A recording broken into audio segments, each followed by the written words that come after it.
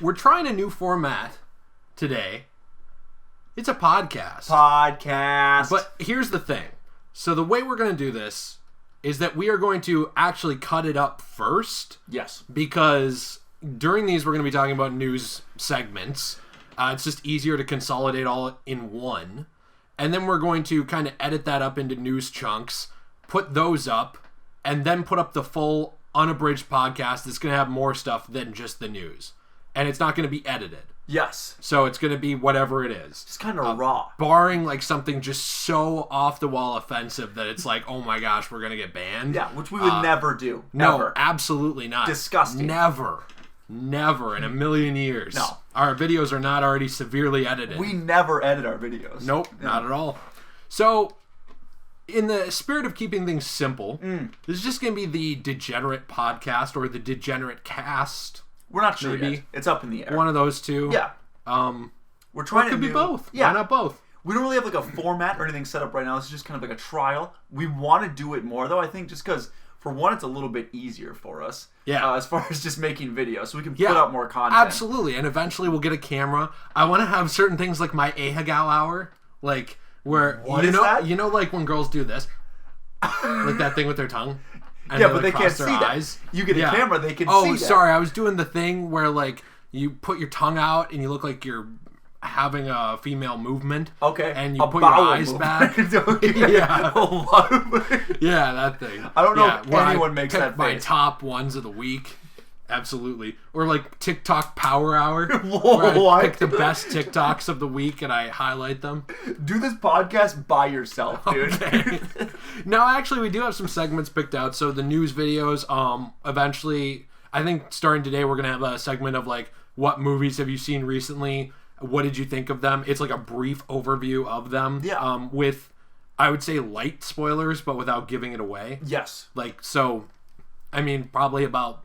I think the given rule should be like anything that you would see in the trailers is fair game. Yeah. For talking about a movie. That's still in theaters, I feel like. Or like, if we're probably going to talk about Endgame a little bit, that is going to be a spoiler film discussion. Yeah, for sure. That will. It's just free reign. But if I'm introducing like a horror movie that I just watched, I'm not going to tell you everything that happened. Right. I'm just going to tell you like what I thought of it. And then probably a section we talked about for like what you're playing right now. Yes. And just talking about that briefly. Yeah. And eventually, you know, we'll probably have more. Like, I've been getting way back into comics. I'd like to do something with that again, too. Oh, yeah. That's the nice thing about this. There's a lot of, like, territory to play with. Yeah. So, yeah, we're going to check it out. But first... For sure. It's like a playground. Lots of territory. Yes, it is. Yeah. You're not allowed within 500 feet of them, but, yeah, that's 100 yards. A good analogy. 100 yards is the actual... Oh, I'm sorry. All right. So, the first thing we wanted to get into was the recent drop of the new Harry Potter Wizards Unite. It's come out, and actually it was cut the music. Cut the music. Sorry.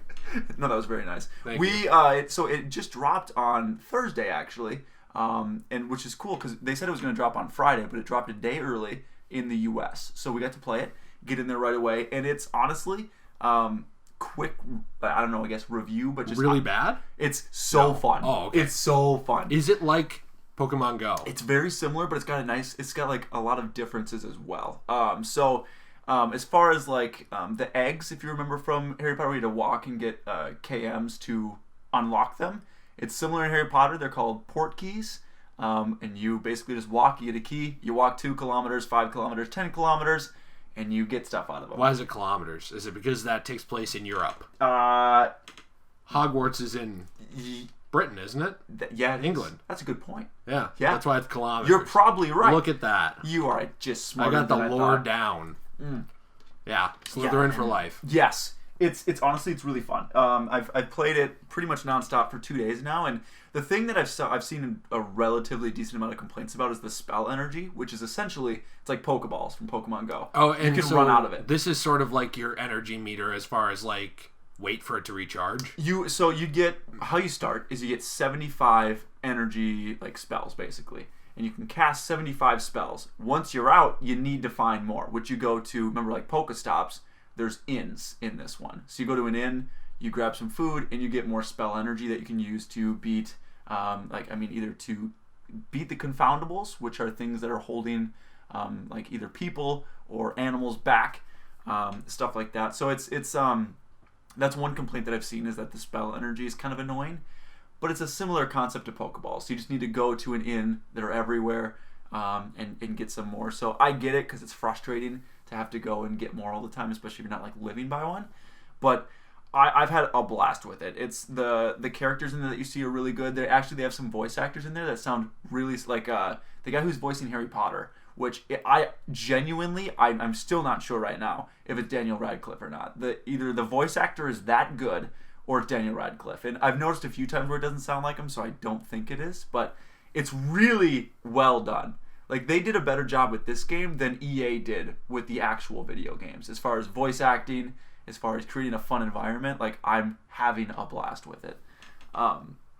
So I don't have any complaints about it right now. I love walking around. I love the environment that they've created. Like, the opening scene where you open the game, they've got like a little trailer that they play that kind of sets the scene. My understanding is you make your own wizard too, right? Like a wizard avatar type thing? A little bit. Okay, a little bit. So it's not as much like the trainer? No. So you don't like customize how they look by any means. You more so get to choose like what your wand is. You get to choose what house you're in, which, either you've sorted yourself on a site like Pottermore or like a Facebook, quiz or whatever, or you think what you are. So, they let you pick your house, your wand, and I don't think they let you pick your Patronus or anything like that, but it's really cool. And they've got like a filter where you can take a picture, so you can unlock new filters for like a scarf or like Luna's lion.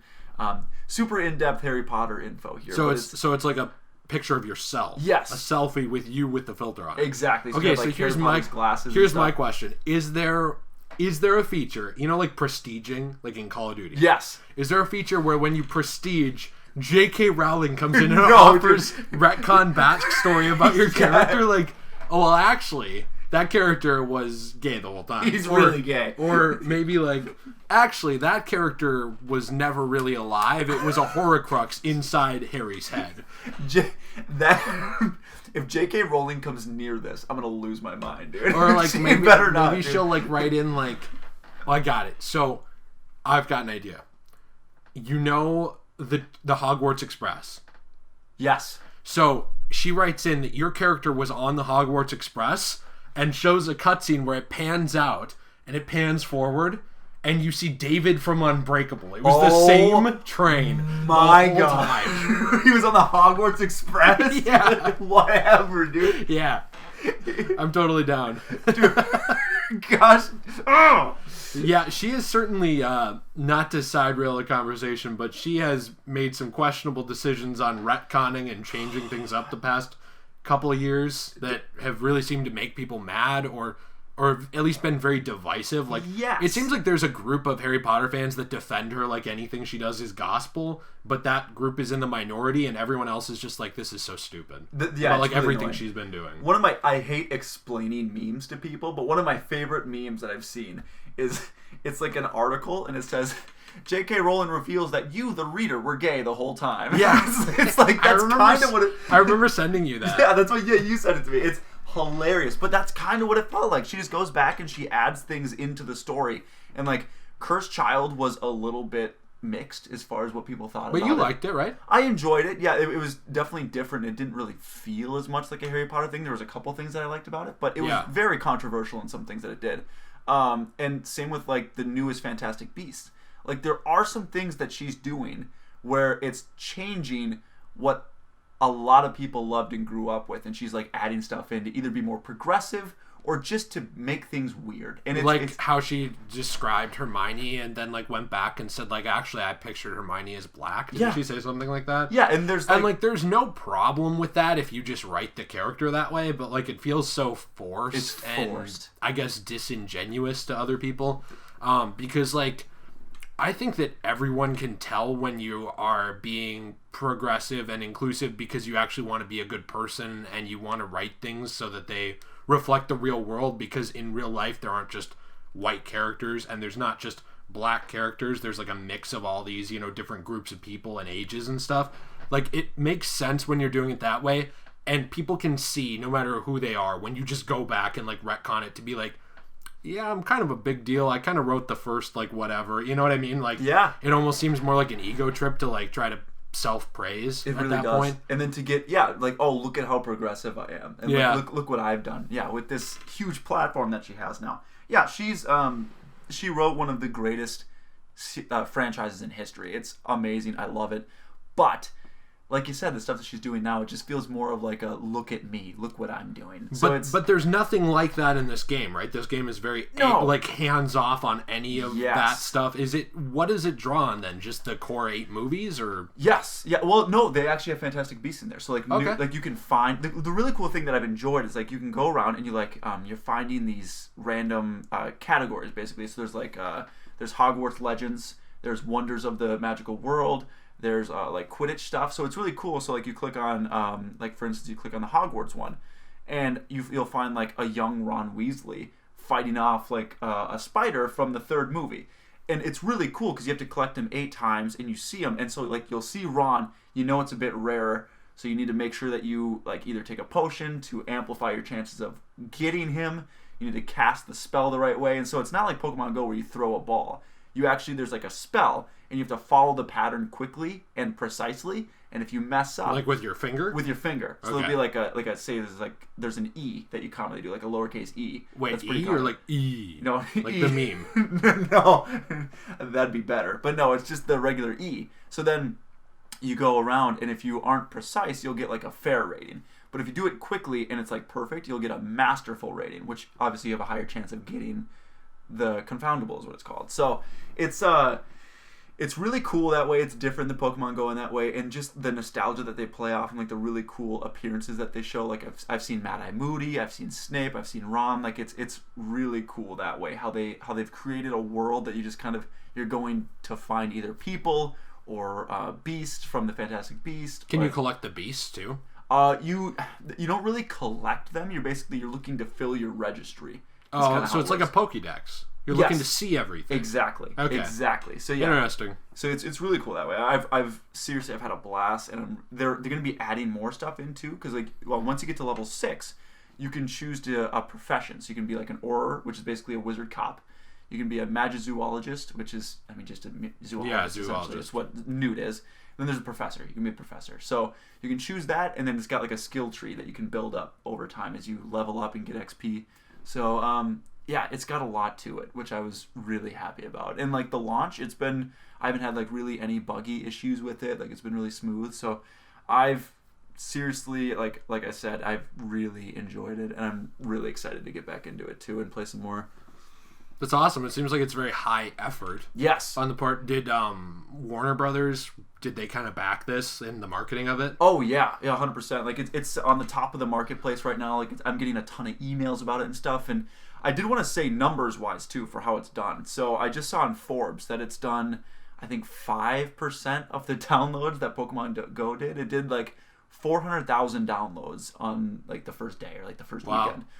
Pokemon Go did 7.5 million. Yeah. So it isn't really comparable, but no, it sold about, I think it did like 300,000 in revenue or something like that on like the first day. So it's doing well, and it's making money, and it's successful. It's not on Pokemon Go's level, but it's a lot of people. I think it's going to gradually grow because it's a really just fun Whereas game. Pokemon just fell off over time really hard. Yeah, it did. And then it started to pick up again, actually. It was crazy. The player count then started to rise up pretty high, and then I'm not sure where it's at now. But it did. There's a huge, like, probably 5-6 month span where everyone was playing it. Yeah. Then it just kind of dive bombed, I feel like. At least for the, like, my friends and stuff, and, like, the people that we know. Well, it really helped child kidnappers, though. Yeah, it did. Yeah, quite a bit. So yeah, it did. There's one group that benefited from that. Yeah, and there has been a lot of weird stuff with Pokemon Go. Yeah. Eventually, it might be interesting to do like a thing like mobile game stories or something. Yeah. Because there have been. It's weird though because you can't confirm a lot of them. No. But there have been like a lot of reports of like people doing stuff like setting up lures to like try to like lure kids. Yes. And stuff. That was real, dude. Yeah. That was Jared Fogle, dude. Well, not him specifically. No. He was in prison. It was his vibe though that he was sending off. 100%. The disciples of Fogel. Yeah, dude, he's got a cult now. The $5 footlongs. Isn't his butthole like 45 feet wide at this point? Yikes! From that prison. Is very sad. Isn't it though? You know what's Honestly, I did hear he was raped in prison. Yes, and okay. I know no one should be. Obviously, it's a terrible thing. No one should be raped. Is yes, that what you're yeah, yeah, but it's hard to feel bad for a pedophile. Did you feel bad for him at that Not point, or was a really. lot of you like, Not really, because he was proven to be a pedophile. Like, Yes. I mean, he was found guilty in a court of law, like that he was actually doing this. So Right. it's not. It's weird because like a lot of times people jump on this stuff like I know it's a hot button issue, but something like Kevin not to be Spacey. too controversial No. in our opening podcast. Well, I mean, it's our podcast. We can talk about whatever we want. But, like, something like Kevin Spacey, right? Like, nothing's actually been proven. Right. But, like, a lot of people jump on it right away because the thing is, I also get that. Like, people were allowed to get away with bad behavior for so many years that now that it's swung back the other way, people are like, get him, kind of. You know what I mean? Yeah. And it's like, I get it. But, like, one of the founding principles of, like, our justice system is supposed to be innocent until proven guilty. Once they're proven guilty, and, like, that actually happened, I know that can, you know, people can be proven guilty and not be guilty, too.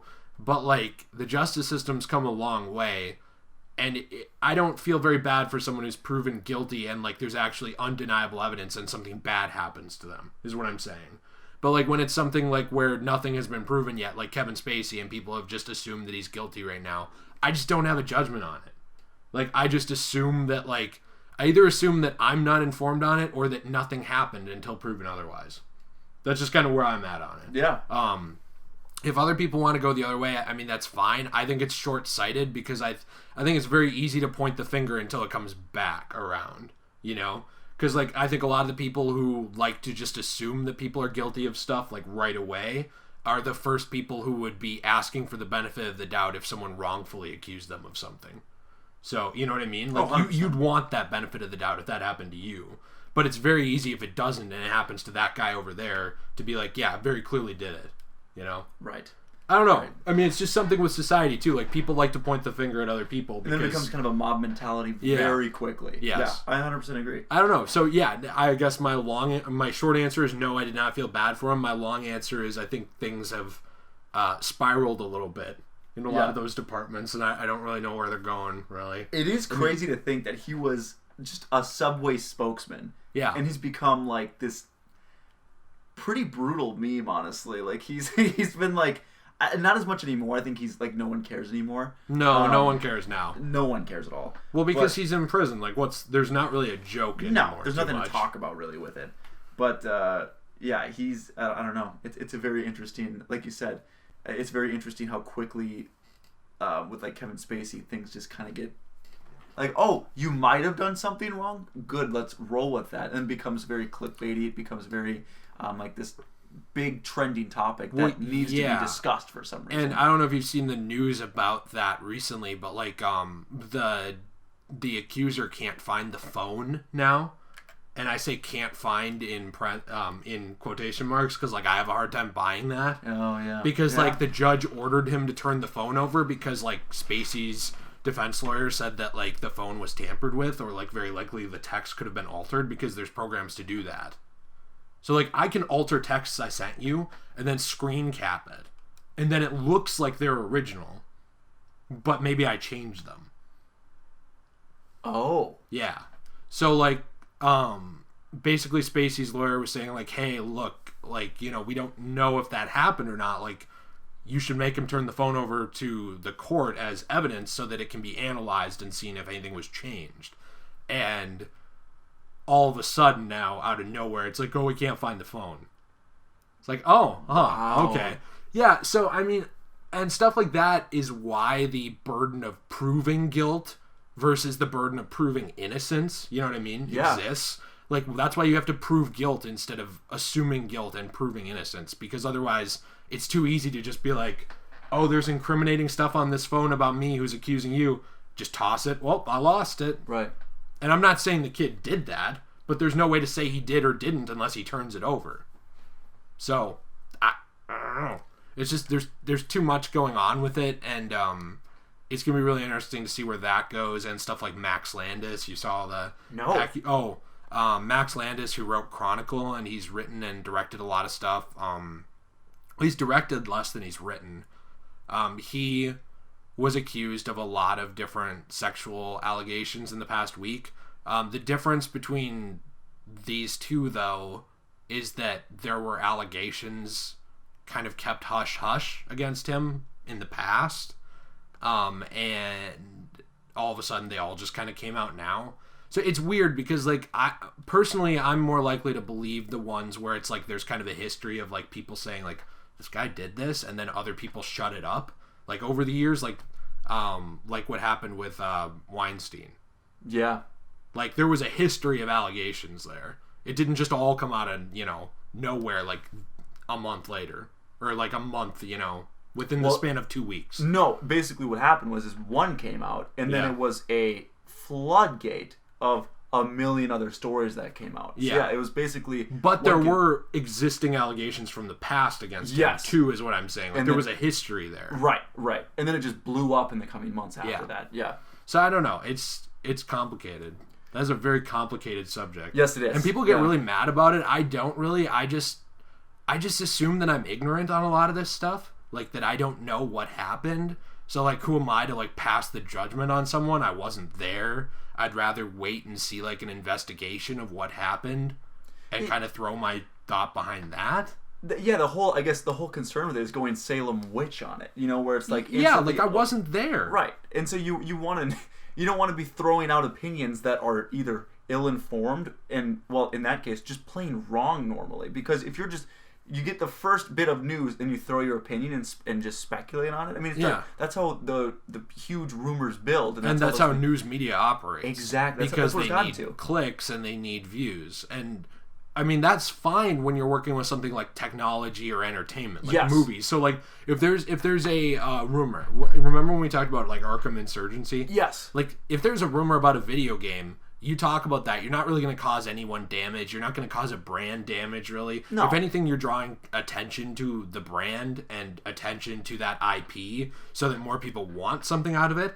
That's different. Right. When you do it with a person, like, you can ruin someone's career or life, or you can jump the gun, or on the other side, just defend the heck out of them and assume that they're innocent no matter what proof comes up. Right. That's equally as destructive.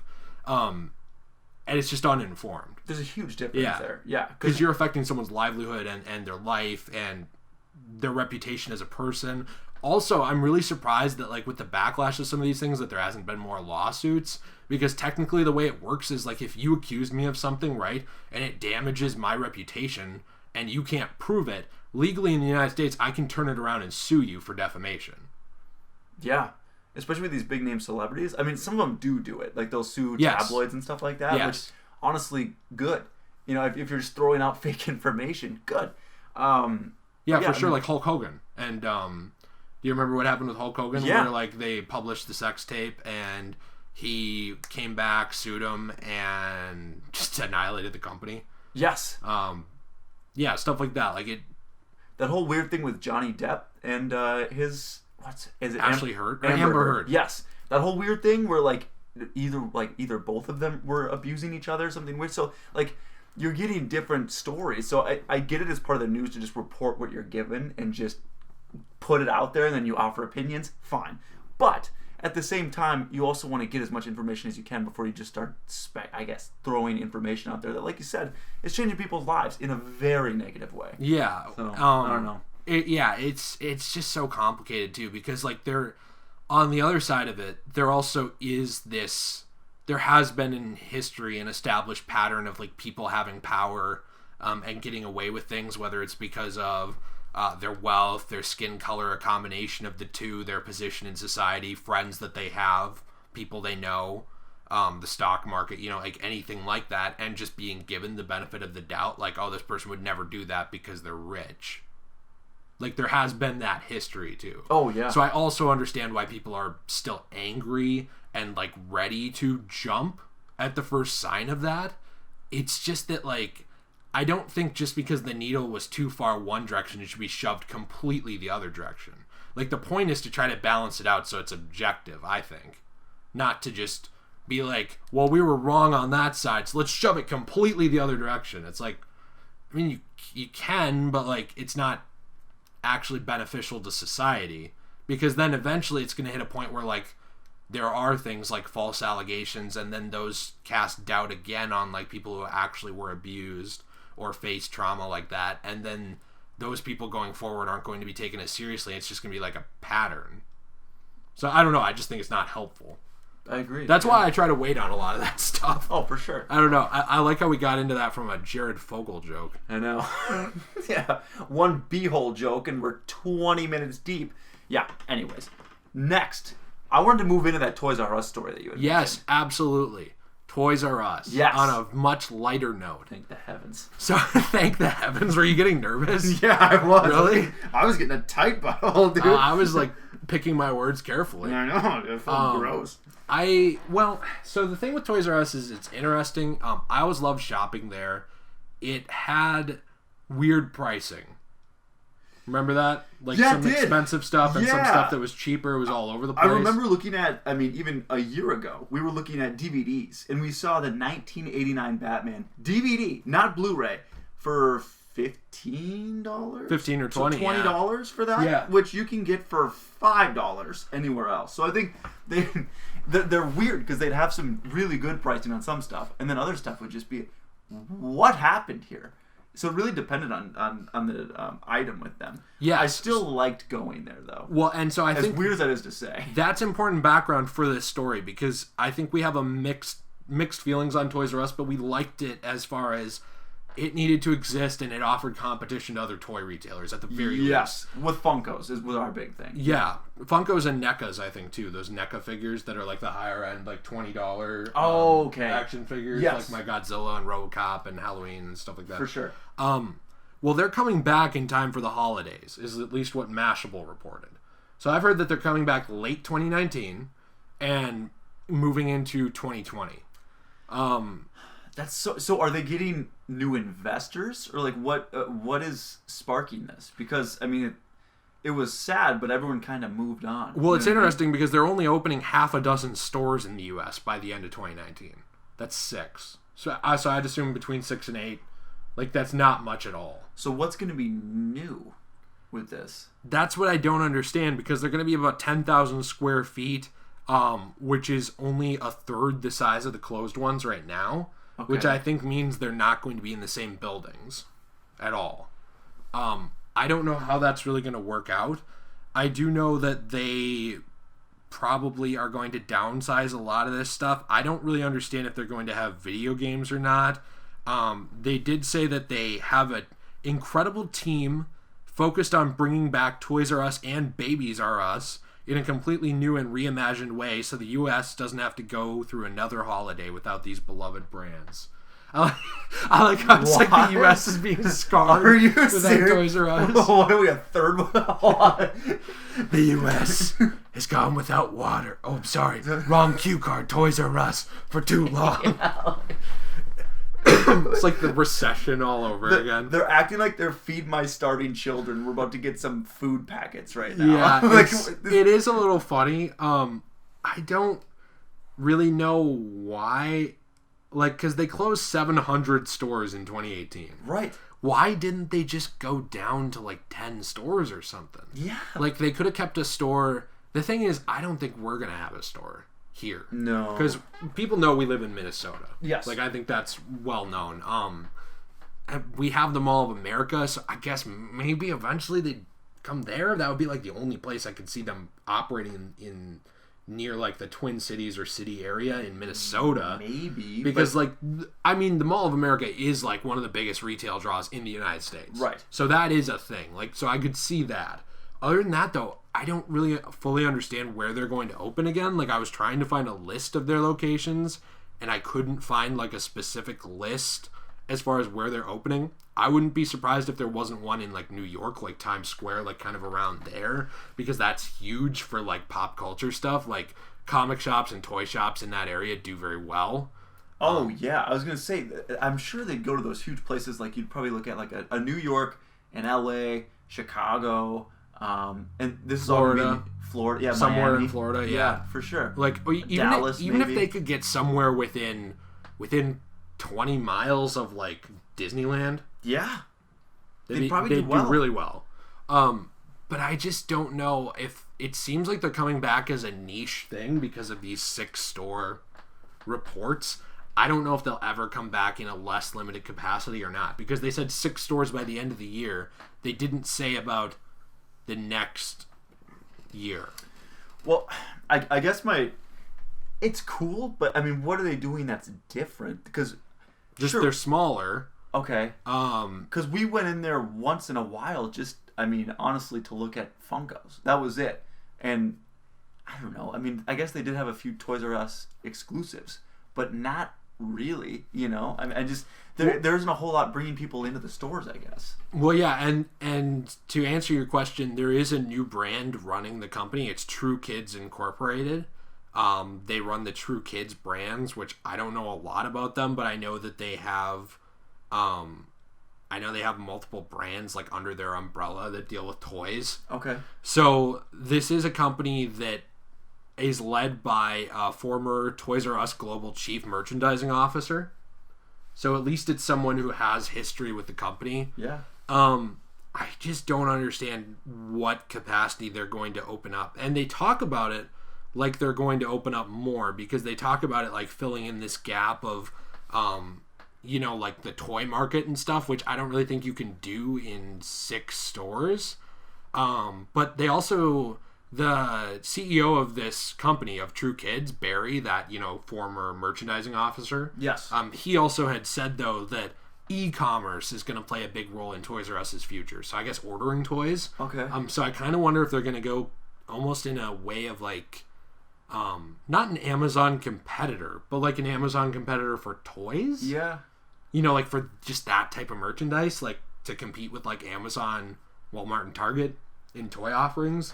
Here's the thing, though. They could do that, because the problem with Toys R Us was you could order things, but they focused so hard on brick and mortar stores that you couldn't really get anything cheaper than it was on Amazon, because Amazon doesn't focus on brick and mortar at all, really. Mm-hmm. There are Amazon stores that exist, yes, but those are not at all the focus in any capacity. And I believe they acquired Whole Foods now, so like that's obviously brick and mortar, but that's not with physical goods, it's with food, for Amazon. So Amazon's able to offer things at such a cheap wholesale because it's all just stored in boxes in like warehouses. It's just they're renting warehouses, or they own warehouses, I don't know which. And so all of this stuff is just there in marked boxes, and they can just go, you have an Amazon employee go up, we'll probably run up, like, because we know the work conditions of some of those, pull the thing out, scan it, put it in a box, send it out to this place, then it's like packaged up fully, then it's sent out in the mail. It's different than like a toy store, where it'd be like if you ran a toy store and you just have brick and mortar stores and I can order things from you, you might have a few warehouses, but you have most of your stock is going to be in these stores, and you either have to move stock between the stores and the warehouses and maintain the stores and pay all the people in the stores and have cashiers and all this stuff and management. So things end up being inflated because of the, basically anytime you have to pay people, prices go up, and that's a good and a bad thing because people need jobs, but also it makes goods more expensive. So this is why it's a double-edged sword. But if you're going the e-commerce route of them just having 6 stores and like, I don't know, let's say 20 warehouses, they could technically have these things be a lot cheaper. They don't have to support 700 stores. Which is the only way, because Amazon has become such a powerhouse. Oh, yeah, absolutely. They're unstoppable. Yeah, anytime anyone's like, we're going to compete with Amazon, everyone's like, no, you're not. Yeah, right, whatever. No, you're not. That's like saying you're going to compete with Walmart. Yeah, and it's not happening. And Amazon is a really, I love Amazon. Like, it's great, because you can find stuff for very, like, textbooks, by the way, for college textbooks. It's saved me probably $500-$600 on a single semester at times. Graphic novels that should be new $50, I'm getting for like $22, $23. Exactly. New. And where I'm going with that is Toys R Us, if they're going for that kind of online shopping experience, I feel like they're going to have to bring prices either the same. They're going to have to go lower than Amazon, because you get Amazon Prime, and Amazon Prime is moving towards 1-day shipping right now. Yeah. So how are you going to beat that if you're gonna? I mean, it's you got to try. You got to be competitive. You got to offer something that maybe they don't. But it's going to be really hard, I think, moving forward for a lot of these companies to compete online with Amazon, because Amazon has got it down to such a science. Yeah, and there's nothing wrong with letting a business get big, but there are concerns, especially with how big Amazon and Walmart and a couple of those businesses have gotten, that no one can compete with them. And that is a problem, I think. I think it's good on True Kids that they're trying to bring back Toys R Us and have it be a competitor in that space, but it'll be a challenge. I just don't really know if that can happen. I hope it can. I think competition's better for the marketplace and better for the consumer. Oh, for sure. And I think I think one area, though, that Amazon needs to step it up in, and by the way, since I'm talking about a multi-billion-dollar conglomerate that could sue the hell out of me if they wanted to, I'm going to say that these are all alleged stories that are brought up. I like but that. You see all these alleged stories from people that work at Amazon, and the work conditions that they are saying they have are not good. And I think that has gotten more out in the public eye.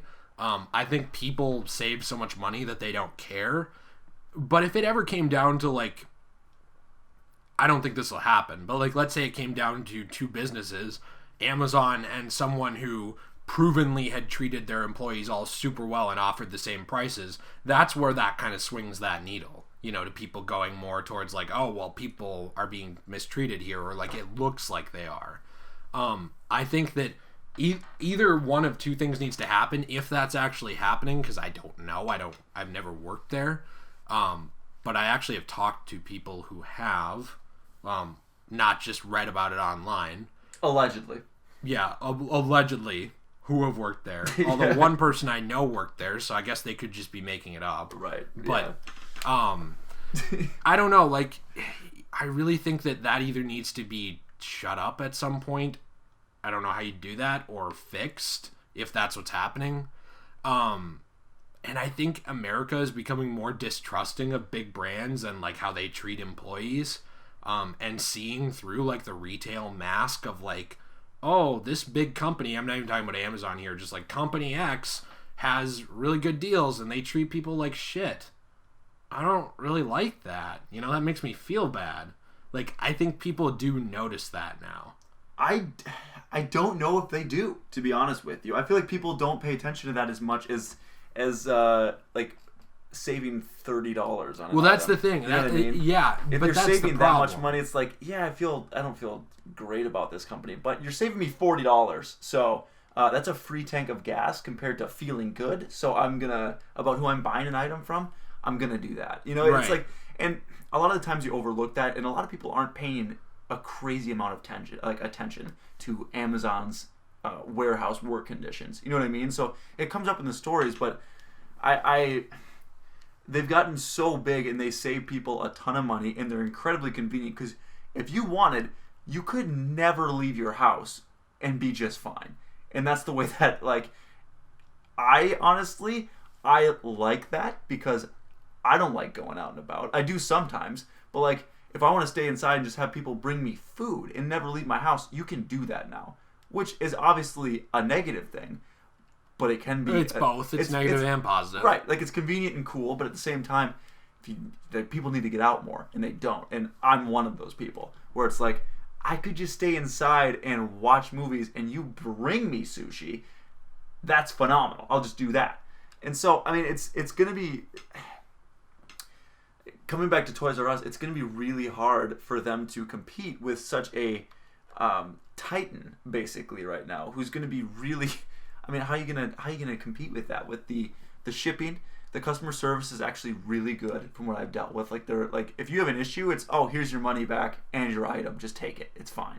Yeah. On Amazon, yeah, it's super nice. Sometimes they'll give you both. Sometimes they'll just say, hey, look, the shipping's like, we paid for shipping, just put it in a box, drop it off at UPS. Yeah, we'll give you your money back. Yeah, it is really good. It's really good. So I mean, like you said, I hope they do well, and I hope they for sure succeed. And I like Toys R Us. Like, I enjoyed going in there and looking at some stuff, but it's not something that I couldn't do at a Target or a Walmart. And those are places, and it's not something you can't live without. Exactly. So that's what I'm concerned about, I guess, with it, is if it's even, like, they're basically trying to reboot, and I don't know how successful the reboot's going to be. So it's a tough marketplace to try to get into when it's filled with Amazon, Target, Walmart, Best Buy still, as far as like some of the games and movies and stuff that they sold. I mean, it's going to be a tough market to try to get back into. Yeah, especially because those brands are already struggling. The ones that they're trying to compete with. Exactly. Like, I know Amazon's not, but a lot of the other ones are. Yeah. Oh, yeah. I mean, Best Buy, like, there's a couple stores that closed just by us. So, I mean,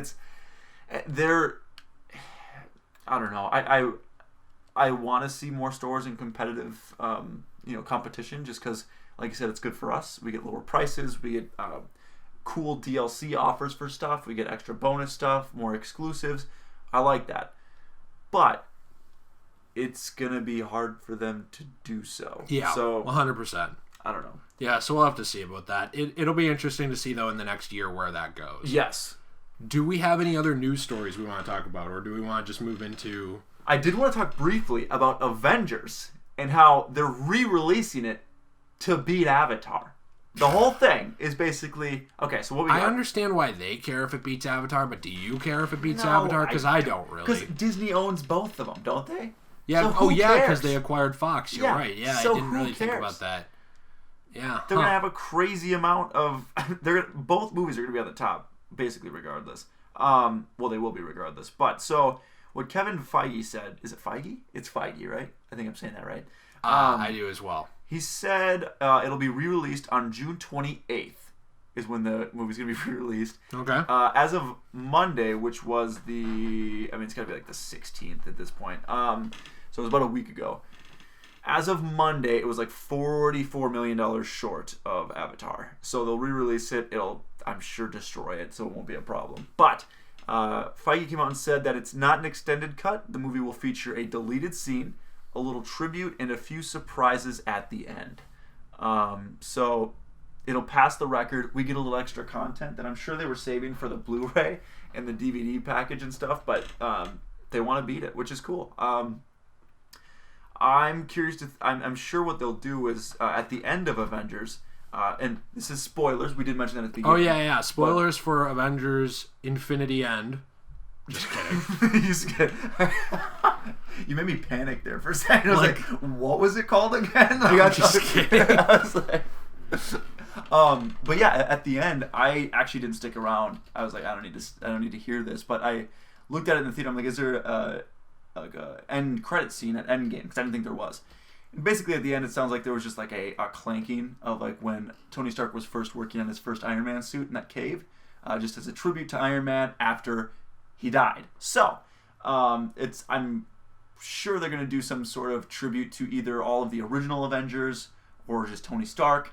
That'll be the tribute, I'm sure, that we'll see at the end, or of Black Widow as well and her juicy sacrifice. And then then we'll have a deleted scene, which I'm really curious to see what that's going to be. Actually, I'm sure it's not going to be anything substantial, but it'll be cool to see something different. I don't know. I Love You 3001. Yeah. Oh my gosh, that's the deleted scene. Disgusting if they did that. So I mean, it'll be cool to see what they do. I'll probably go see it, but I don't know. Do you think a lot of people are going to be dying to go see this deleted scene, or what do you think? I'd rather just buy the movie on Blu-ray now at this point, because like it's so long that like I don't know. I could see it if like I have a day where I'm doing nothing. I don't know if I really want to go back to a theater and sit for 3.5 hours again. Because that's what you have to do if you include like getting there on time, the trailers, getting your food, leaving. Once you're gone and home, it's like a 4-hour commitment minimum. It really is, yeah. And that's if you live 10 minutes from the theater. That's a good point. It's a long haul is what you're going through. It's a phenomenal movie. I had a great time. Absolutely, I loved it. Great conclusion. But you're right, it is a bit of a commitment. And I'm not saying I never want to watch it again. I'm just saying I don't know if I'd want to go back to a theater when I could just like watch it for an hour at my house, then take a piss, go get some food, come back, watch the other 2 hours of the movie. And the thing is too, and this is kind of bad, but you'll probably see the deleted scene and tributes and stuff like on Reddit and stuff within a week of that re-release happening. You know what I mean? Like a lot of those tend to get out very quickly. Yeah. And being on Reddit and stuff, and even some of the Reddit pages on there, you'll see, and not to expose them in any way. I hope they don't get like taken down or anything. And the Reddit pages? Yeah, if we like edit this or something, because I've heard about where sometimes like they get put on, like people talk about it, and then it kind of gets clamped down on. You know what I mean? Well, who cares? Why? You're just talking about I know. It freaks me out. But you mean like our video, or you mean on Reddit? or no, like on Reddit. Oh, okay. Yeah, like there have been times where like people will publish illegal streams for like a sporting event. Oh, and then yeah. people talk about it, and then it gets shut down that way. Well, that's what you're talking about. Yeah. Like the illegal stream getting shut down. Yeah. I thought you were talking about it. You didn't do anything. No. Yeah, I mean, I get that. And I have mixed feelings on that because I'm not a fan of people going to theaters and like streaming the video or anything. But like a 10-second clip of something, I don't really think that's a problem. I don't think so either. I think if your movie or game or whatever you made relied on that 10-second clip, it's probably a garbage product, which I don't think Endgame is, so I don't see why that would be an issue. Right. That said, I guess technically it is still like infringement of copyright because it's not transformative in any way. Right. So I understand that. A lot of those laws are outdated and silly. That's my opinion on them. Yeah. So I don't know. That's weird. I don't really know about that. Like people have put up pictures of Tony with the gauntlet within like 2 days of the movie. That's what I mean. Out. Yeah. So I'm sure it doesn't matter at all. I don't know. I don't want to ruin it for other people. But you don't want to ruin illegal activities for other people. I really don't know. Yeah. But I think we'll probably see stuff like that within a week, I guess. For sure. Point. So it's we don't need. Or to you go can spend just the wait money. a couple more weeks and get the Blu-ray because doesn't it come out in like a month? I thought so. Yeah. It's pretty soon. Yeah. So you're right. So I guess we'll see with that. Yeah, for sure. And it's a phenomenal movie. It's such a long haul, and there are other things out in theaters because it's summer. So I don't know. Yeah. Can I say one other thing about Endgame? Yes. The steelbook sucks. Does it really? Yeah, remember you sent it to me? It's just the that's and right. they're just standing there. Why does Marvel not try with their steelbooks? I know. And also, did you see the Shazam one? Yes. That sucks too. It's not great. Like DC has stopped trying now too. It's not great. DC is steelbooks. You can say whatever you want about their movies. I know a lot of people hated them. I liked some of them, didn't love others. But their steelbooks were phenomenal. The Justice League the one? Justice League steelbook, the steelbook for Wonder Woman was sweet. Batman v Superman was amazing. Yeah, that Man of steelbook, Steel. Man of Steel's, yep, for sure. Like a lot of them have been really good. I even liked Aquaman's. Yes. I really liked Aquaman's. I did too. I loved it.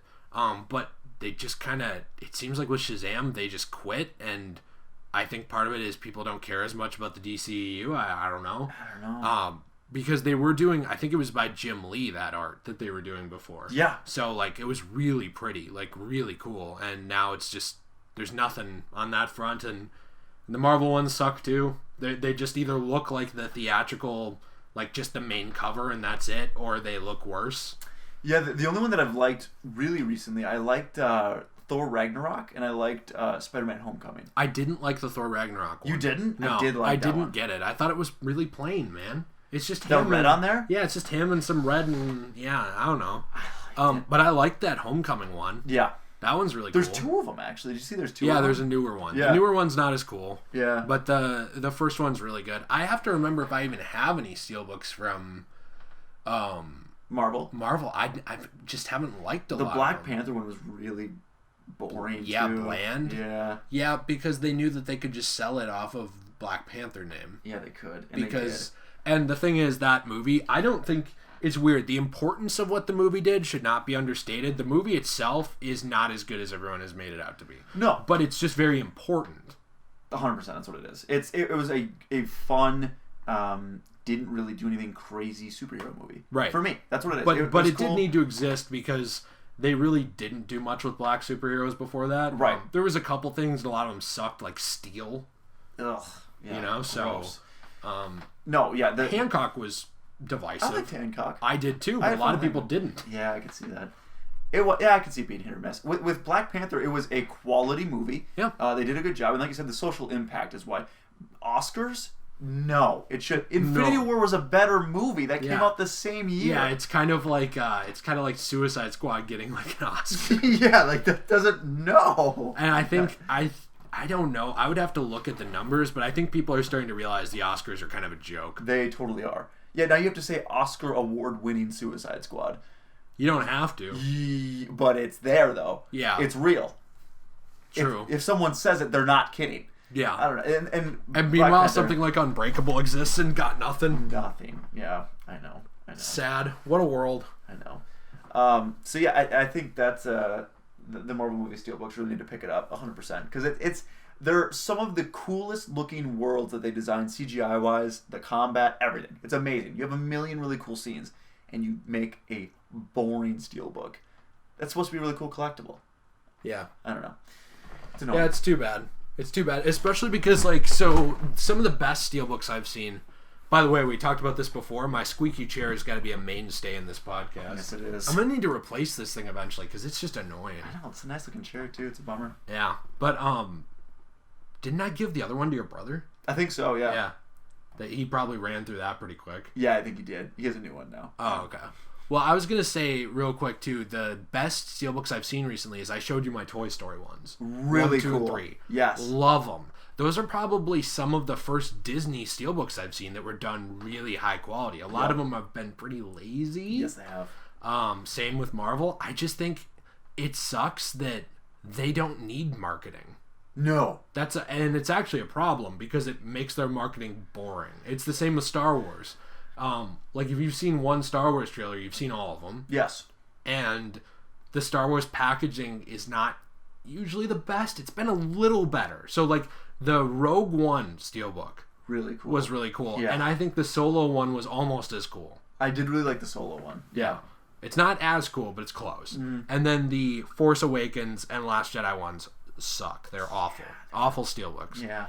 But man, as like two people who collect Steelbooks, it's just a shame that a lot of them from those bigger companies that don't need the marketing, they're just like, oh, whatever, just like slap an image on it. And it's all right, it's good, whatever. Right. And people will still buy it because it's still a Steelbook, but I won't because it's like it's an extra $5 or $10 and it looks dumb. Like I'm good, thanks. I know, and I don't know if I kind of regret it. I bought the Infinity War Steelbook, and it was just a picture of Thanos with the Infinity Gauntlet. That was it. It was just purple. There wasn't anything to it, and I bought it because it was one of my favorite movies that I've seen in a long time.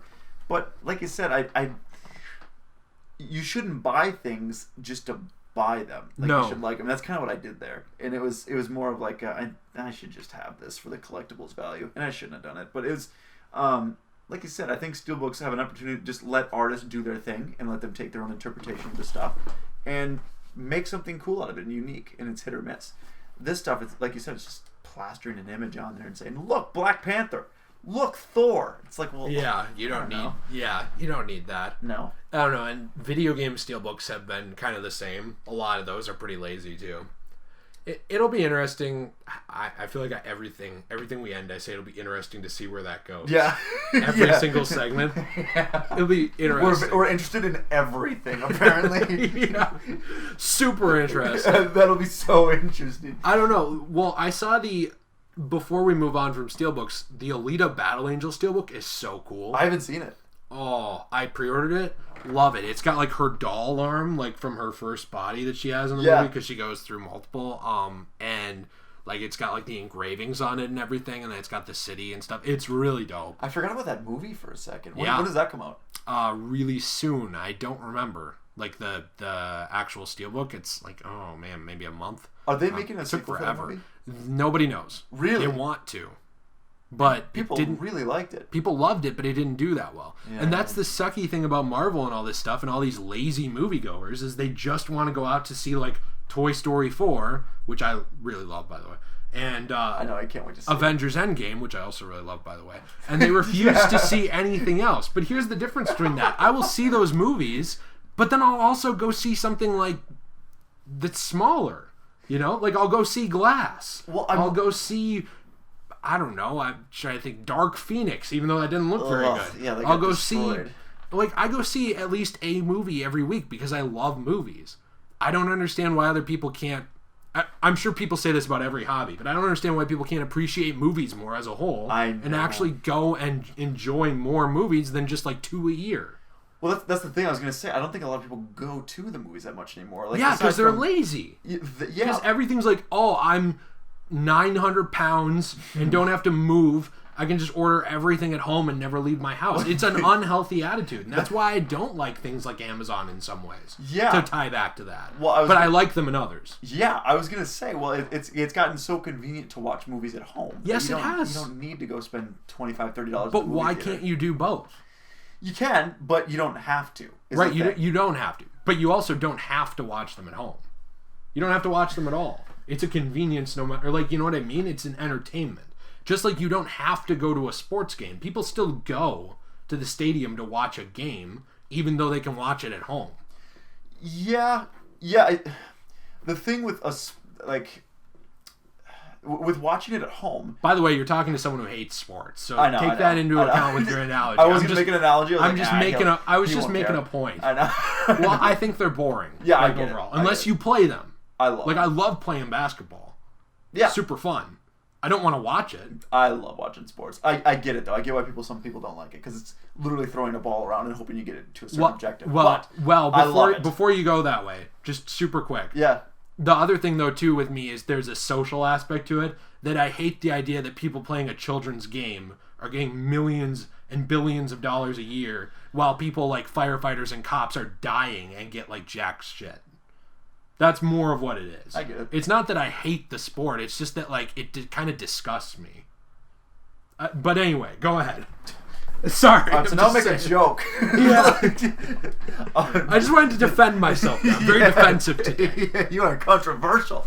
No, I was gonna say, for the whole like convenience aspect for movies in movie theaters, I love going to the movie theaters. I love going there. I love the aspect, like watching Endgame with 50 other people that were super passionate about it. Like when, spoiler again, obviously we've said it a million times, but I just want to make sure. When Captain America picked up Mjolnir in the movie, everyone in the theater went nuts. Like it was a collective. Everyone was like, "Oh!" and like they started clapping and going nuts in the theater, which was, I got goosebumps being there. It was a blast. It's a great social experience. Like it's just an experience. However, you don't have to do that, and it's easier for some people just to say, I'll wait for like these random smaller movies to come out on Redbox. Where like in a big event like that, so like an Avengers, I guess on a lower scale, a Justice League, stuff like that, Toy Story, they'll go see in theaters because it's something that they're very passionate about. Yeah. Those smaller movies that you're talking about, like an Alita Battle Angel, stuff like that, well, I'm not going to spend, for me and my wife to go see a movie at AMC, looking at probably $30 to $40 if you're getting food, tickets, everything. Right. And I know they have the stubs and stuff now. But you also don't have, like, people inflate that price more than they have to. You don't need to get food, which is super overpriced. Right, you don't need to, but if you want to, and make it the social, like the social experience that you want, it's then you're spending $30, $40 every time you go. And that's how every social experience is out in the world. You go to a bar, you're going to leave and you've spent $30 or $40 probably if you've been drinking for a few hours. Right, where you could have just went to the liquor store and bought a 6-pack for $12. Right, but people still go to the bar. Exactly. I'm just saying, like, people should enjoy the world around them before those things go away. Because if no one goes to the theaters, no one sees those movies, they don't just live off of Blu-ray sales anymore. Right. They just don't. So, like, when people don't go and see those movies, and then they whine and complain about, like, why aren't there more movies like this? Well, because you're a lazy asshole who won't go and leave your house ever, and you'll never fund that thing. Like, these companies are not charities. They're not going to make Alita Battle Angel 4 or something because no one saw 1 through 3 because it's fun. They're not going to do that. Marvel wouldn't have made all these movies if they didn't make bank and weren't a spectacle. They just wouldn't. It wouldn't happen. Right. So it's just frustrating because I don't think anyone wants there to only be blockbuster movies. No, they don't. But it's gone more and more that direction because no one wants to leave their home to see anything else. And it's gotten to a point where you wait 3 months, maybe 4 months, and you can pick it up on Redbox. You can pick it up. I mean, digitally, it comes out pretty quickly too. So you can just go on. I think iTunes or Vudu or whatever. Go on there, buy the movie and watch it, and you own it, and it's yours. And you spent that $20 not on going to the movie. You spend it on, now you own it. You can watch whenever you want. So I get why people aren't going as much as maybe they were in the past, because streaming is so much more available. You already have Netflix anyway, so just wait for stuff to come out on Netflix. That's true, but then it leaves right away on Netflix. Right. So it's still cheaper is the thing. It is, and but it's not going to be because it's starting to fragment. Yes. So like things have left Netflix and now Disney Plus is coming in. So let me just throw you an analogy real quick. Yeah. So everybody loves streaming. I love it too, actually. So I would like to preface that. I still stream movies. I still buy Blu-rays too. It's just I also go to the theater and try to support stuff I care about. Yes. That's the caveat I'm putting on here. Is not that I only do that. But things are fragmenting now to the point where it's like you need to have Netflix if you want to watch that stuff. You need to have Amazon Prime Video if you want to watch that. You need to have CBS All Access if you want to watch those shows, which there's a lot of them coming out, like Star Treks and stuff like that, which people do enjoy. Hulu. You need to have Hulu Plus. And then isn't there a package with TV as well, which is even more? Mm-hmm. And there's some exclusive stuff on TV. There. Yeah. So like, let's say each of those is $10. They're more than that. Like PlayStation. There's the PlayStation streaming. PS View. Yeah. There's very little that's exclusive to View anymore. Okay. But it did exist. But like, if each of these things was only $10 a month, you're approaching like $70, and there's more and more of these every month streaming services. So it's like it's hitting the point where it costs as much as cable, but you have less channels. Because, you know what I mean? Like, you have more on demand, but you don't have live TV channels unless you get live packaged with it. Right.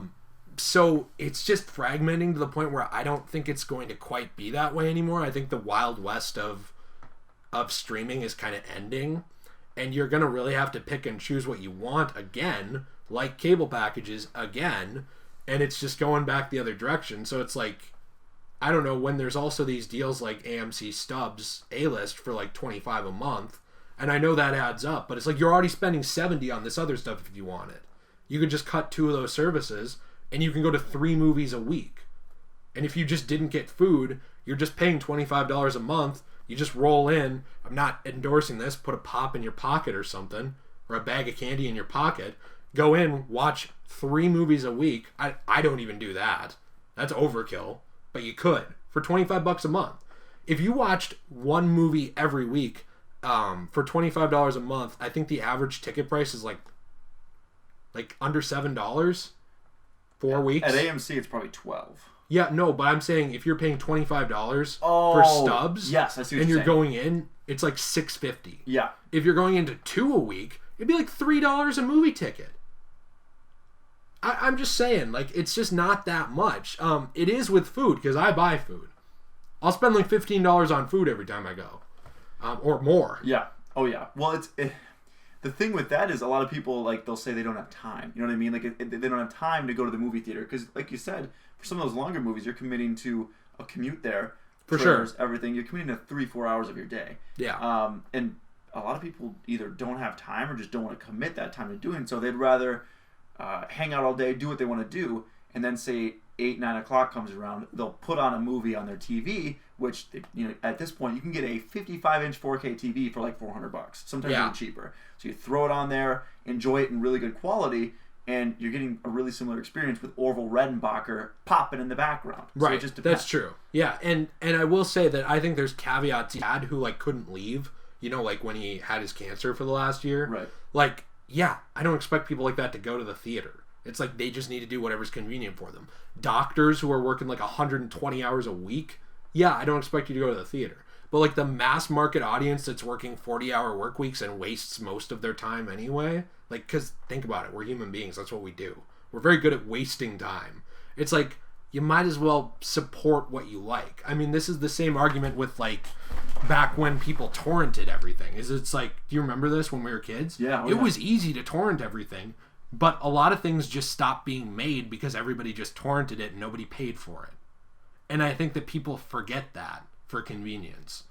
And I get it, but then like if you're the person who does that, you probably shouldn't be the first one to complain when that thing doesn't exist anymore or isn't made because you helped that happen. That's really all it is for me. That's why it frustrates me, is because that's why smaller movies don't get sequels. That's why smaller movies aren't made anymore. And indie movies exist, but like they're not as big of a deal.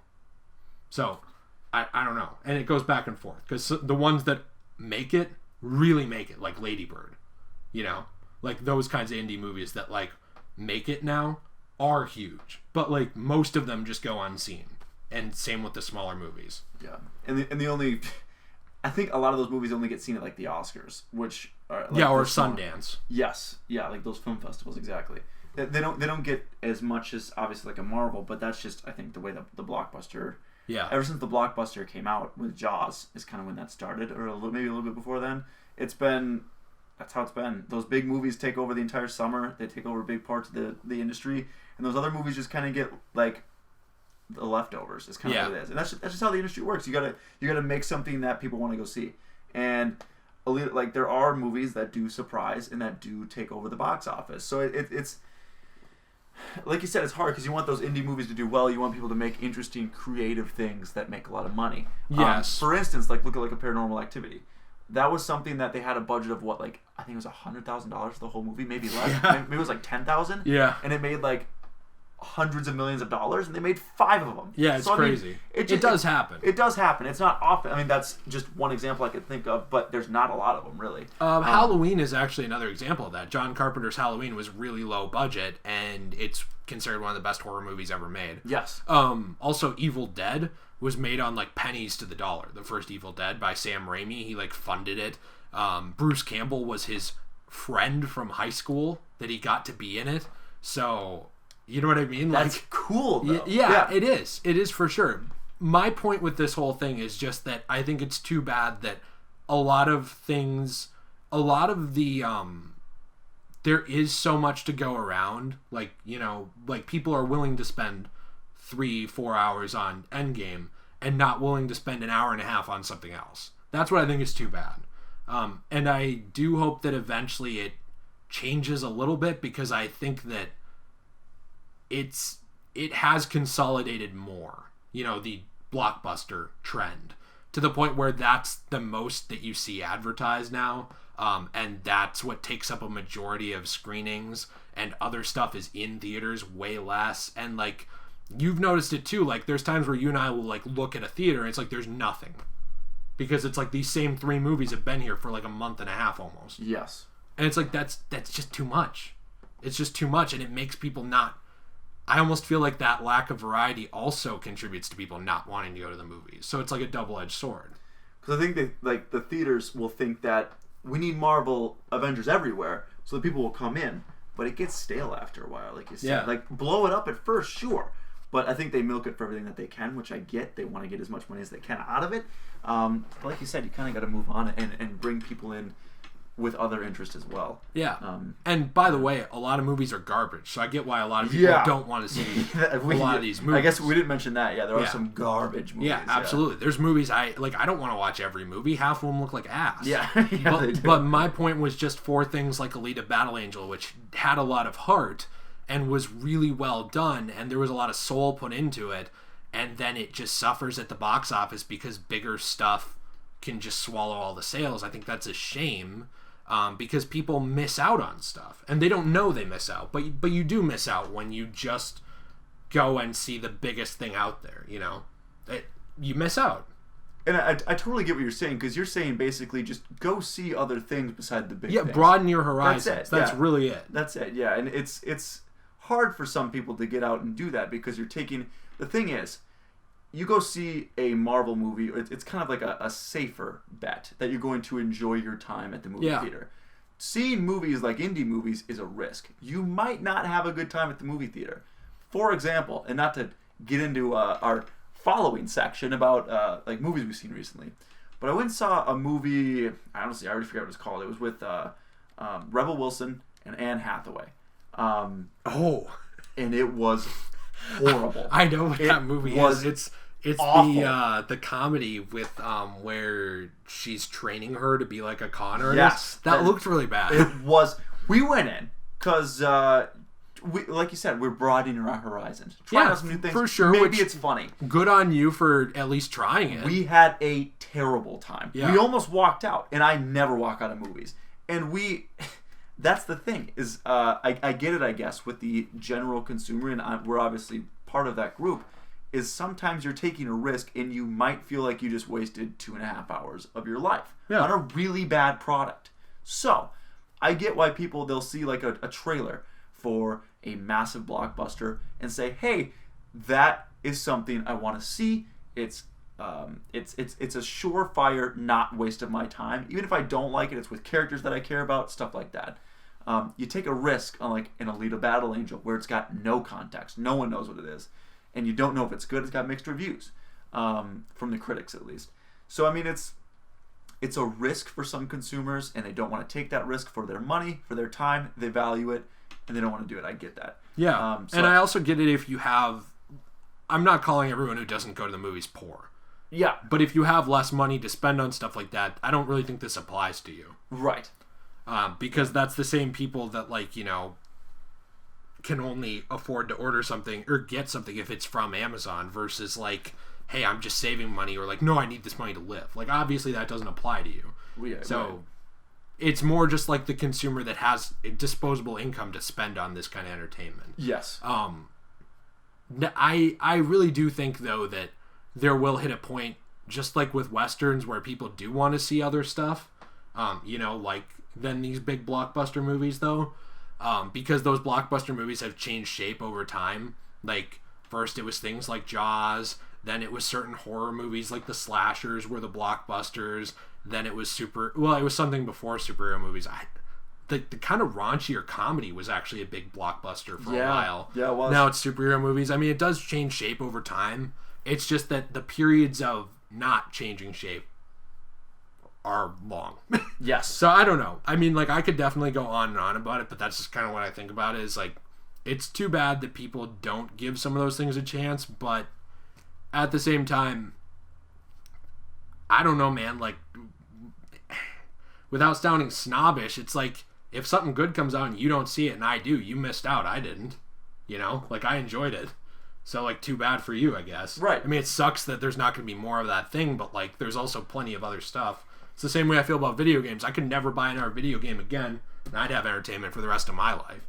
So it's not, like, for my sake that you're going to see it. It's for your own if you want variety. If you don't care about variety, that's fine. Just watch the same thing over and over. Yeah, if you just want to see Marvel movies, just see Marvel movies. Yeah, like, if that's all you care about. Absolutely. Don't feel like you have to. And that's, obviously, we're not saying do it, but it's more of a, like, just, I guess... Give things a chance. Exactly. If you enjoy things like Alita Battle Angel, maybe take more gambles, you know, to see what you think. Yeah, because a lot of times you're pleasantly surprised. Exactly. And when you know what? When you're not pleasantly surprised, there's usually still fun to be had if you go to a movie with a friend, even if it's not something that's great. Yes. I hated Slender Man to death. It's so bad, but I had such a fun time at it, laughing at it and making fun of it. Even when we went to see Power Rangers. Yeah. That we despised it, but we laughed at it the whole time because it was terrible. Had fun. It was a blast, dude. It was awful. We actually almost walked out of that one too. Yeah, but it was really bad, and we had a good time.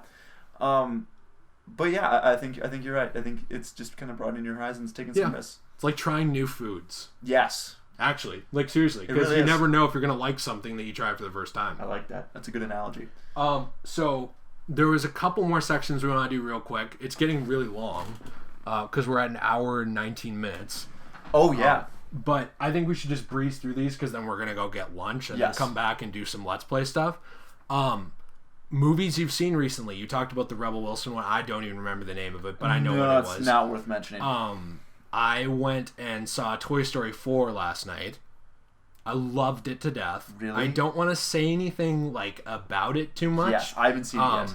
Because I think that it's new enough that, you know, I don't really want to talk about it. There's some things that I don't like about it, but overall, I still think it's a fantastic movie. Some people, it's their favorite. I understand why it is. For me, that's probably still 3. But my order of, like, how I like those movies is, like, saying they're all fantastic, so it's like, take it with a grain of salt anyway. Right. But, like, I think I like 3 the most, then 1, and they're almost tied in terms of quality. Then 2 is like a half step below, but still amazing. And then 4 is either tied with 2 or right above or right below it. I don't really know. Okay. It's like on par with it for me. But I really like it. But there's also things that made me sad about it, like really sad, and like not to affect the objectivity of it, but because it like felt very reminiscent of things like I've experienced and felt myself. Okay. That made me really sad while watching parts of it. So, but that didn't affect like me thinking it's good or bad. It's just like there were parts of the movie that like really hit me hard that I didn't expect. I would love to talk about that movie more after you see it. Yes. Like and do a spoiler-filled talk about it? Yeah. 100%. 100%. I would love to. Because we also want to play Toy Story game. Yes, we do. So, yeah. Quick little Let's Play in there. Yeah. So, I love that. I saw that. I'm going to see Dark Phoenix tomorrow. I don't know what to think of that. I was supposed to cram in Apocalypse. I don't even know if I'm going to have time because I never watched it. Apocalypse was okay. It's it's fine. It's not like by any means an X-Men Origins, or was it Wolverine Origins? Yeah. X-Men Origins Wolverine. Yeah, that's what I heard. That's what it is. It's fine. Some people really like that it doesn't focus on Wolverine anymore. No. I heard that. But I don't know. Hugh Jackman departing this franchise really hurt it. Hurt a lot. Because he was really, him and Patrick Stewart were kind of the soul of it. So good. And it's, I don't know. I think it's pretty dead now. It's going to go back to Marvel and it'll change. But... It will. Yeah. It's a sad way, from what I understand. A lot of the reviews and stuff were very negative. It was supposed to be 2 movies originally. Really? Yeah. It was supposed to be like Deathly Hallows 1 and 2 type thing. Really? Yes. Well, that's sad. Because James McAvoy and Fassbender, phenomenal actors. Yes. And really, Sophie Turner, who plays Sansa Stark in Game of Thrones, she's gotten a lot better as an actress. Super hot. She is, yeah. And she's gotten a lot better as an actor, too, ever since, if you watch her in the first season of Game of Thrones to where she is now, it's crazy. She's grown a lot. And I'm sure she does fine, but for some reason this movie did not stick. And I think it was writing, from what I understand. I still haven't seen it. But a lot of the things I was reading, it was just not a very cohesive story. Didn't end well. It just didn't. So, which is disappointing, because they made a lot of really quality movies in that universe. So to kind of go out on a whimper, it's a shame they didn't go out with Logan. You know what I mean? Where it was like a sad but like hopeful ending in a way. You know what I mean? Yeah, so, I wish that had been the end of it, actually. I do too. If they would have just concluded right there with Logan, I think that would have been great. But they tried to keep going, and it just didn't. It kind of seemed like ending on a whimper. Yeah, did you just say that? I did, yeah. Okay. Yeah. Well, it came to my head, and I was like, oh, maybe he said that. Yeah. Yeah, no, I agree with you. Yeah. So which is too bad. It is. I don't know if I've seen anything else recently, really. Did I tell you I saw anything else recently? Because I see something like every week, and I just forget what it is sometimes. You did see that horror movie with that kid, that superhero kid, right? Didn't you? Brightburn, I hated it. Brightburn, that's right. I hated it. It was awful. Okay. I don't understand why people... I mean, like, no one seemed to love it, but, like, people gave it... liked it more than me. It was trying to be really edgy, really gruesome kills, but like no backstory really on anything. It's really the only idea behind it was like, what if Superman was a bad guy and that's it? No justification. Really shallow movie, I think. I saw Ma though, the horror movie. Yeah, I liked that a lot more. It wasn't like incredible, but it was fun. Is that related to Get Out at all? No. Oh, okay. No. There was one that was Us. That's what that was. And it's not really related to it, except that just Peele made both. Oh, okay. But yeah, I mean, Us is good. People liked it a lot more than me, though. Okay. I like Get Out a lot. Like, I think it's a really good movie, but I didn't love Us. I thought you had to have a huge suspension of disbelief to enjoy Us. Really? Okay. Yeah, really massive. But I don't know. Did you see anything recently, though? Other than the Rebel Wilson movie? No, that's the last one we went and saw. And we've really had a tough time going to the theaters ever since. And I love going to the movies. We'll go again. We've just been busy. But we haven't gone since, and that was a tough movie-going experience. Well, and part of it, too, is that you work till like 2 a.m. some nights because you deliver food. Yeah. Yeah. So, yeah, it's been keeping it busy, after... Because, yeah, you go to the first job, and then the second job, it's like sometimes... I mean, yesterday was like a 16-hour day, so it was hard to... Yeah, it's crazy. It's hard to do anything in that time. But, that's why you got to kick that second job to the curb. I'm going to. So, yeah. But it was... I've been playing lately, video game-wise. Yeah. I haven't been playing really anything new. Just a heads up. It's been... I've been playing Injustice 2 a little bit. Same. Trying to catch up. I've been trying... The thing that's annoying about this game is I really want the Platinum Trophy, but you need... this ability called Cat Call. Yes. Which I think like 0% of people have gotten this ability. I haven't gotten it yet either. Yeah, I've opened over 1,000 of the mother boxes, which are basically loot boxes, and I haven't gotten it yet. Yeah. So it's ridiculously rare. And I'm trying to get that and level up characters. And then I've been playing. I just started playing Lego The Force Awakens. So. Nice. How you liking that? Because I love that. Really like it. Yeah. Like the combat's actually really fun in it. So, and I just played the first level where it starts you off on the sixth movie. The end of the sixth movie, which is really cool. And then it builds you into it, which is really, I really enjoyed it. That's awesome. Yeah, I love that first level, like from Return of the Jedi. So cool. Yeah. I have been playing, let's see here, Injustice 2 as well. I'm also trying to get Catcall, but I'm trying to level up all these characters to level 20. I'm ordering a fight stick tonight. You are doing it? Yes. Yes. Dude. So I want to learn some of the characters more. I have been getting back into DC Comics a lot. Like reading through a lot of stuff. I've been reading through before Watchmen in order to reread Watchmen and then kind of catch up on the DC canon as well, because there's a lot of stuff going on, culminating in what's this storyline called Doomsday Clock that's been going on, where they're kind of pulling the Watchmen into the DC Prime universe. So I've been actually collecting like the DC timeline on my shelf of things that are still canon or part canon as well. So like I ordered the Crisis books. I am ordering the Death of Superman today, which is supposed to be $120 hardcover. It's like $80 on there, and I have $60 in gift cards. So that. Oh, is that from those surveys? Yeah, I take a lot of surveys. Genius. And I earned a lot of gift cards in order to buy that. I know. That's I know. so smart. I've just been saving them up. Yeah. So I'm getting that. But like, I guess my point here with this is that this has kind of caused me to have like more of an investment in the characters in Injustice again, and like actually care about their personalities along with their fighting styles. One of the people I just love her in this is Starfire. Okay. She's so cool. Multiple things. She's so cool. She has such a good moveset. She's so freaking hot, by the way. Yeah. She is just gorgeous. I've always loved her. And I love that she ended up in this game. Like, she's so good. I hope in Injustice 3, though, they don't have more than one Mortal Kombat character, because they had both Raiden and Sub-Zero in this. I don't know who's left to put in that's, like, really iconic like that. It'd be really dumb to put in Liu Kang. It'd be cool to put in Shao Kahn. Yeah, I guess. Didn't they have Scorpion in the first one? Yeah. Yeah. So, like, I would like maybe in the next one, Shao Kahn is in it, or someone new, like, from MK10. Otherwise, I don't really care about that aspect anymore. Yeah. It bridged the gap enough. But I don't know. So, like, I've been really caring more about this game. I've been going back through with Chris and playing through Dark Souls 1. Okay. We beat the game. Then we've almost beaten it on New Game Plus. We're on the final boss. And then we have, like, a half of another playthrough, and then we'll have the game platinumed. Oh, wow. Yeah. Okay. So then we're going to probably jump to Dark Souls 2 after that, or play the updated version of the Master Chief Collection for a little bit, and then jump to Dark Souls 2. I don't know.